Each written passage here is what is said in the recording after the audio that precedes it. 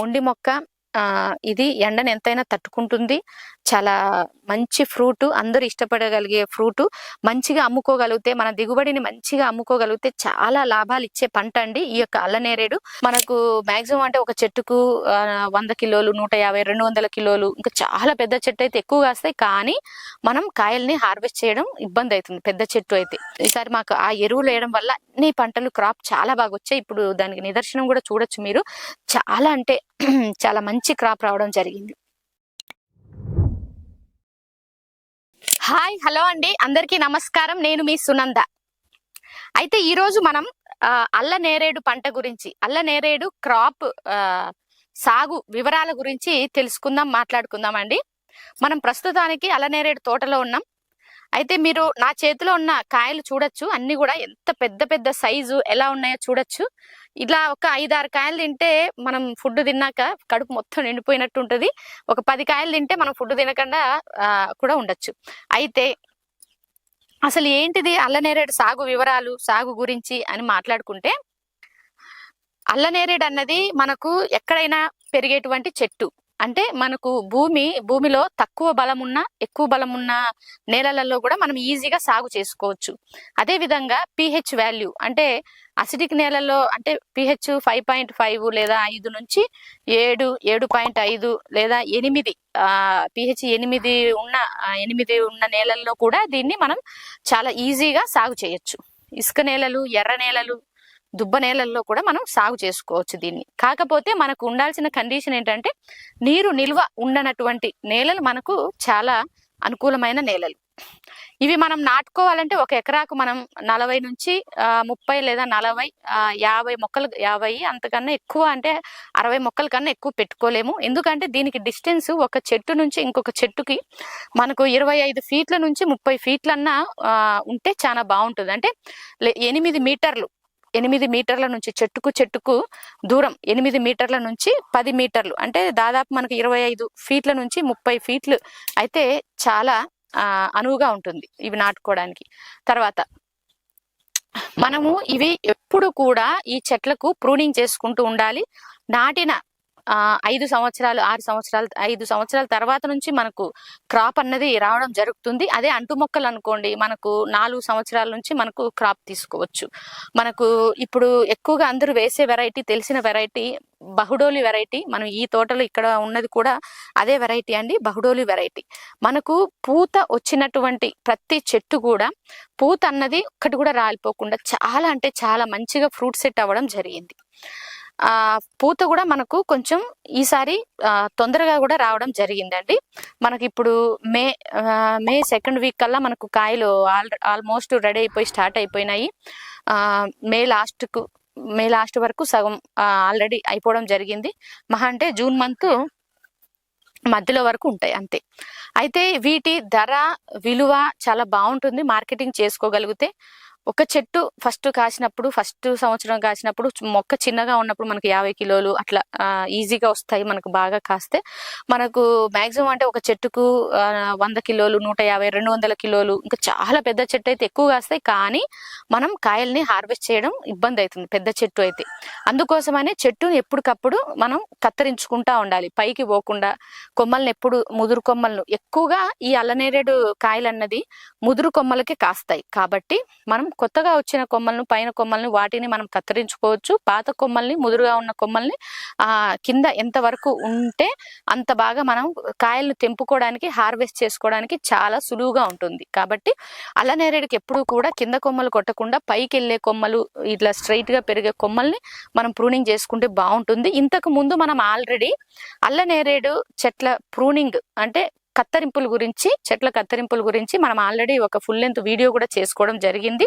మన YouTube channel అవైలబుల్లో ఉంటుంది, కావాల్సిన వాళ్ళు చూడగలరు. అలాగే అయితే ఇప్పుడు చెట్లు ఎట్లా నాటుకోవాలి, ఎలాంటి భూములు అనుకూలము, ఎంత దూరంలో నాటుకోవాలి అన్న విషయాలు మాట్లాడుకున్నాం. అయితే మనం నీళ్లు గురించి ఏంటంటే దీనికి చాలా తక్కువ నీళ్లు అవసరమవుతాయి, మరి ఎక్కువ నీళ్లు అవసరం లేదు. డ్రిప్ సదుపాయం ఉంటే చాలా మంచిది. వర్షాకాలంలో మనం సందర్భాన్ని బట్టి పెట్టుకోవాలి, అంటే వర్షాలు గ్యాప్ ఎక్కువ వచ్చినప్పుడు అలా పెట్టుకోవాల్సి ఉంటుంది. ఎండాకాలంలో 5 నుంచి 7 రోజులకు ఒకసారి ఇచ్చుకున్నా మనకు సరిపోతుంది. తర్వాత మళ్ళీ మనం ప్రూనింగ్ దీంట్లకు ఎరువులు యాజమాన్యం ఎలా అంటే మొక్కలు నాటేటప్పుడు మనము ఎంత దూరంలో పెట్టుకోవాలని చెప్పుకున్నాం కదా. అయితే మొక్క నాటేటప్పుడు మనం 3 ఫీట్ల నుంచి 4 ఫీట్లు వెడల్పు 4 ఫీట్లు లోతు అలా గుంత తీసుకొని మంచిగా మట్టి అంతా లూజ్గా ఉంటుంది కాబట్టి అందులో ఎరువు మట్టి కలుపుకొని వేసుకొని నాటుకోవాలి. ఇందులో వేపపిండి ఎరువు ఆల్రెడీ మనం super duper form yard manure గురించి మాట్లాడుకున్నాం. అలాంటి ఫామ్ యార్డ్ మాన్యూర్ మీరు తయారు చేసుకొని వేసుకొని నాటుకుంటే చాలా మంచిది. తర్వాత దీనికి మనం నీళ్ళ గురించి మాట్లాడుకున్నాం. తర్వాత ఎరువులు యాజమాన్య పద్ధతులు ఏంటి అంటే పంట అయిపోయిన తర్వాత మనం కొన్ని రోజులు చెట్లకు రెస్ట్ పీరియడ్ ఇవ్వాలి. అంటే వాటికి రెస్ట్ పీరియడ్ ఎందుకంటే ఒక్కసారిగా మనం అంత కాపును ఒక్కసారిగా కట్ చేస్తాం కదా, చెట్టు స్ట్రెస్ కు గురయ్యే ఛాన్సెస్ ఉంటుంది కాబట్టి దానికి బలం కూడా ఇవ్వాలి. బలాన్ని అంతా మనం తీసేసుకుంటాం కాబట్టి దానికి కొంచెం మంచిగా నీళ్లు అలా మనం ఇవ్వగలిగితే నీటి ద్వారా ఇచ్చేటువంటి వేర్లకు ఇచ్చేటువంటి ఎరువులు అలా ఇచ్చి కొంచెం బాగా దానికి ఒక 10 లేదా 20 రోజులు రెస్ట్ ఇచ్చేసిన తర్వాత మనం ప్రూనింగ్ చేసుకోవచ్చు. ప్రూనింగ్ మనం ఎప్పుడు చేసుకుంటే మంచిది అంటే జూలై నెలల్లో మనం ప్రూనింగ్ చేసుకుంటే మంచిది.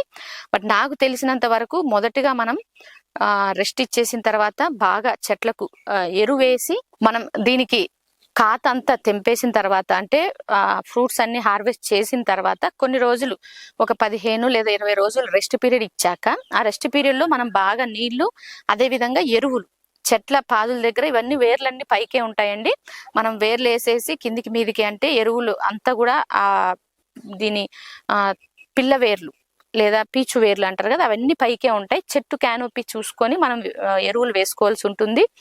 ఎరువులు వచ్చేసి మనం ఎలాంటి ఎరువులు వేసుకుంటే మంచిది అంటే మేము వేసుకున్న ఎరువులు ఏంటిది అంటే super duper form yard manure అన్నది మనం తయారు చేసుకున్నాం కదా, ఆ ఎరువును మనం వేసుకోవడం జరిగింది. చెట్టు వయసును బట్టి మనం ఎరువు వేసుకోవాల్సి ఉంటుంది. మరి చిన్న మొక్క అయితే 30 కేజీల ఎరువు సరిపోతుంది.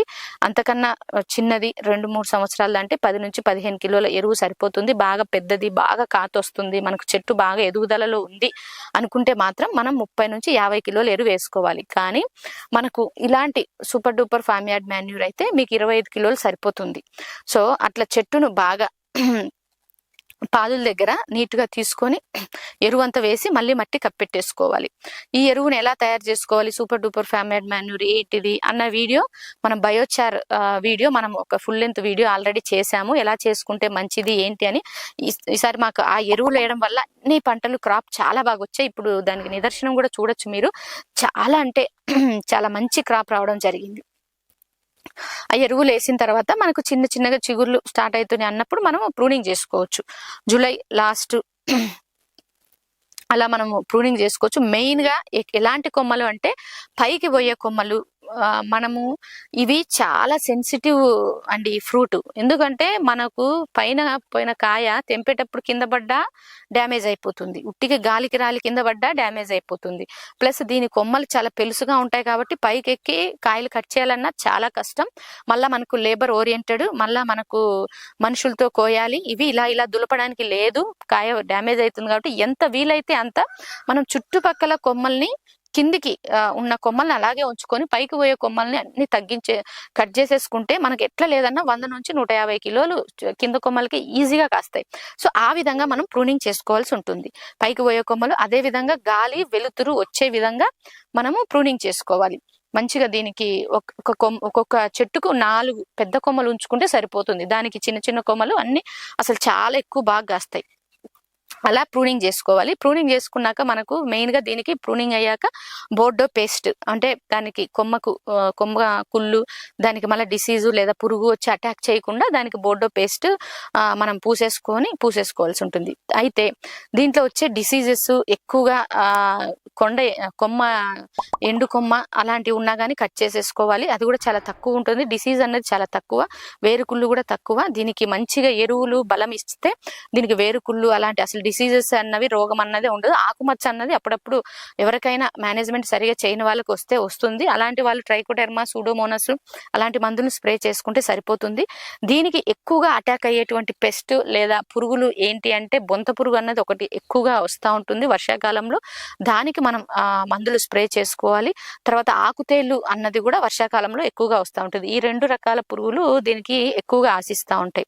దానికోసం మనం స్ప్రేలు మనం మెయిన్ గా BVM, బవేరియా బాసియానా, వర్టిసిలం మెటారైజము లేదా మట్టి ద్రావణం కూడా దీనికి మస్తు సరిపోతుంది. ఉట్టి మట్టి, ఆముదం, కుంకుడుగాయ చాలా బాగా పనిచేస్తాయి. సో ఇలాంటివి మనం స్ప్రేలు చేసుకోవచ్చు. ఇంకా మరీ ముఖ్యంగా మనకు ఆశించేది దీనికి ఏంటి అంటే కాయ దశలో పండు ఈగ అన్నది చాలా పెద్ద సమస్య అండి. అల్ల నేరేడులో పండు ఈగ అన్నది చాలా పెద్ద సమస్య. పండు ఈగ రాకుండా ముందే మనము పచ్చికాయలు ఉన్నప్పుడు కొంచెం తగు జాగ్రత్తలు తీసుకోవాలా. వెంటిలేషన్ బాగుండాలి. కింద రాలిపడ్డ కాయలన్నీ తీసేస్తా ఉండాలి. అక్కడక్కడ పండు ఈగ బుట్టలు కట్టుకోవడం చాలా అంటే చాలా ఉత్తమము.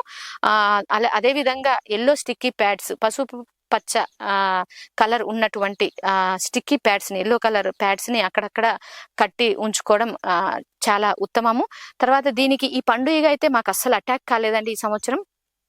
ఎందుకంటే మనం చేసేటువంటి స్ప్రేలు మనం పచ్చికాయ ఉన్నప్పుడు ఎక్కువగా ఫిష్ అమినో యాసిడ్, తర్వాత మరీ ముఖ్యంగా మనము మిక్స్డ్ ఆయిల్స్, అదేవిధంగా సల్ఫర్ ఇవి స్ప్రే చేశాం కాబట్టి మనకు పండుగ అస్సలు రాలేదు, కనిపించలేదు. మళ్ళా ఇప్పుడు ఈ తోటలో ఏంటంటే కింద రాలిపడ్డ కాయలన్నిటిని కూడా కోళ్ళు ఎప్పటికప్పుడు చెలిగేస్తూ ఉంటాయి కాబట్టి పండుగ అస్సలు అటాక్ అవ్వడానికి ఛాన్సే లేదు. సో ఈ విధంగా పండుగ మేనేజ్మెంట్ చేసుకోవచ్చు. తర్వాత ఇంకా కొమ్మ కత్తిరింపు అదంతా అయిపోయింది. పురుగులు మేనేజ్మెంట్ అయిపోయింది. తర్వాత పూత మనం ఎరువులు అలా వేసుకున్నాం కదా, సూపర్ డూపర్ ఫామియాడ్ మాన్యూర్ వేసుకున్నాం. తర్వాత మనం ఇంకా ఏమి ఇచ్చామంటే గోబర్ గ్యాస్ స్లర్రీ అన్నది 2 సార్లు ఇవ్వడం జరిగింది. చాలా మంచిగా ఒక్కొక్క చెట్టుకు చాలా బాగా ఇచ్చాము. డైరెక్ట్ గా గోబర్ గ్యాస్ స్లర్రీ ఇచ్చాము. దాంతో పాటు బయో ఫర్టిలైజర్స్ ఇవ్వడం జరిగింది. ఆల్రెడీ ఎరువులో కూడా సూపర్ డూపర్ ఫామియాడ్ మాన్యూర్ లో కూడా bio enzymes, bio fertilizers, bio fungicides అన్ని కలిపి ఇవ్వడం జరిగింది.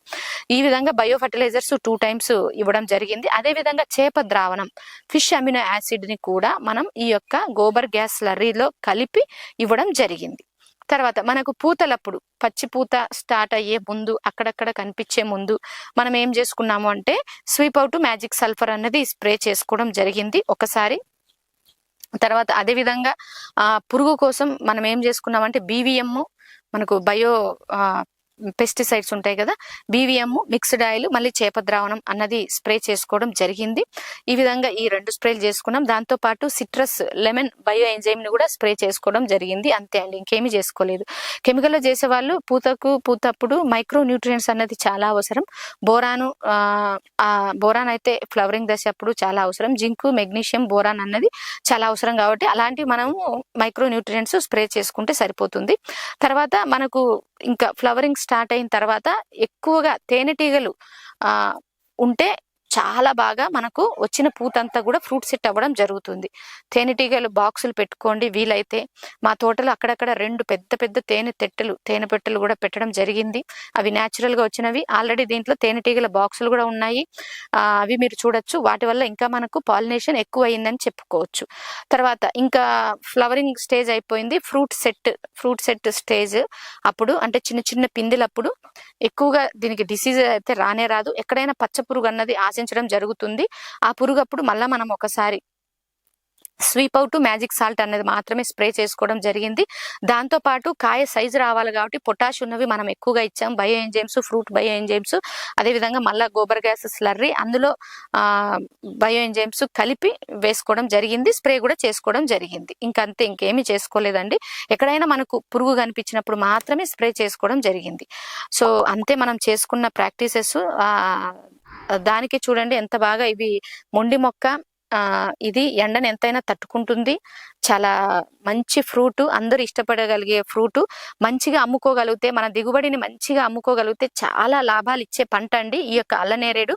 తర్వాత దీన్ని ఇంకా మనం అమ్ముకోలేక ఎక్సెస్ ఉన్న వాటిని ఏం చేయొచ్చు అంటే మనం డ్రైగా చేసుకోవచ్చు. వీటిని ఈ సీడ్ తీసేసి దీన్ని ఈ యొక్క దీని గుజ్జు ఇది ఉంటది కదా, దీనిపైన దీన్ని డ్రై చిప్స్ గా చేసుకోవచ్చు. తర్వాత జ్యూస్ గా చేస్తున్నారు, కొందరు కెచప్ గా చేసుకుంటున్నారు. సో ఈ విధంగా వాళ్ళు ఫుడ్ ప్రాసెసింగ్ చేసేసి అలాంటి వాల్యూ అడిషన్ ప్రోడక్ట్స్ చేసుకొని అన్ సీజన్ లో కూడా అవైలబుల్ లో ఉండేటట్టు ప్లస్ మంచి కాస్ట్ ను ఇచ్చేటట్టు కూడా మనము వీటి నుంచి ఆ ప్రోడక్ట్స్ కూడా చేసుకొని అమ్ముకోవచ్చు. ఇవి కెమికల్ ఫ్రీ కాబట్టి మనకు అందరికీ అన్ని వీటిలో మెడిసినల్ వాల్యూస్ ఉంటాయి, ప్లస్ ఆరోగ్యానికి మంచిది. చిన్న పిల్లల నుంచి పండు ముసలి వాళ్ళకు ఎవరైనా ఇష్టపడి తింటారు కాబట్టి ఈ ఫ్రూట్ కి మార్కెట్ లో కూడా చాలా వాల్యూ ఉంది. చాలా జాగ్రత్తగా మార్కెటింగ్ చేసుకోవడం వల్ల మనకు చాలా అధిక లాభాలను మనం ఆర్జించడం జరుగుతుంది. అదే విధంగా ఈ యొక్క పంటలో ఈ తోటలో మనం సంవత్సరానికి ఒకే పంట వస్తుంది కాబట్టి మిగతా అప్పుడు అంతా కూడా మనం దీంట్లో నాటుకోళ్ళు అలాంటివి పెంచుకోవడం వల్ల రైతుకు అదనపు ఆదాయము, దీంట్లో దున్నే ఖర్చు ఆ ఖర్చులు మిగిలిపోతాయి. దీంట్లో క్రిమి కీటకాలు కూడా తక్కువ ఆశించడం జరుగుతుంది కోళ్ళు ఉండడం వల్ల. అదే విధంగా ఎప్పుడు అవి చెరుగుతూ ఉంటాయి కాబట్టి వేర్లకు కూడా ఏరేషన్ జరిగి గ్రోత్ చెట్లు బాగుంటాయి. మళ్ళీ కింద రాలిపడ్డ కాయలను కూడా అక్కడే ఒకే దగ్గర ఉండకుండా ఉండవు కాబట్టి కోళ్ళు అలా ఇలా అంటా ఉంటాయి కాబట్టి ఫ్రూట్ ఫ్లై ఆశించేటువంటి అవకాశాలు కూడా తక్కువగా ఉంటాయి. కాబట్టి మనం అల్లనేరేడు తోటలో ఈ విధమైన నాటుకోళ్ళ పెంపకం కూడా పెంచుకొని ఇలా కూడా మీరు లాభం ఆర్జించవచ్చు అండి. సో ఇదే అండి మన అల్లనేరేడు సాగు విధానము. మీరు చూడొచ్చు మనకు చాలా అంటే చాలా మంచి క్రాప్ దిగుబడి రావడం జరిగింది. వేరే ఫార్మర్ కూడా ఈ యొక్క మెథడ్ ని ఫాలో అయ్యి చాలా మంచి దిగుబడి వచ్చిందని చాలా హర్షం వ్యక్తం చేయడం జరిగింది, సంతోషపడ్డం. రైతుకి ఏంటిదండి మంచిగా దిగుబడి రావాలి, దాన్ని మంచి లాభానికి అమ్ముకోగలిగితే అదే చాలు రైతులకి, అంతకన్నా ఎక్కువ ఉండదు. కాబట్టి ఈ పంటను ఎవరైనా కానీ చాలా సులువుగా ఈజీగా గ్రో చేసుకోగలరు. మీరు కూడా ఈ super duper form yard manure ను వేసి చూడండి, మీ పంటలు కూడా చాలా అంటే చాలా అధిక దిగుబడి, మంచి టేస్ట్, సైజు అన్ని రావడం మీరు గమనించగలరు. ఈ వీడియో మీకు నచ్చినట్లయితే లైక్ చేయండి, తెలియని వాళ్ళ కోసం షేర్ చేయండి. మరిన్ని వీడియోస్ కోసం మన ఛానల్ని ఫాలో అవ్వండి. Thank you. మా సేంద్రియ వ్యవసాయ పద్ధతులు మీకు నచ్చినట్లయితే లైక్ చేయండి, షేర్ చేయండి. ప్రతి ఒక్కరం సేంద్రియం వైపు బాటలు వేద్దాం. Thank you.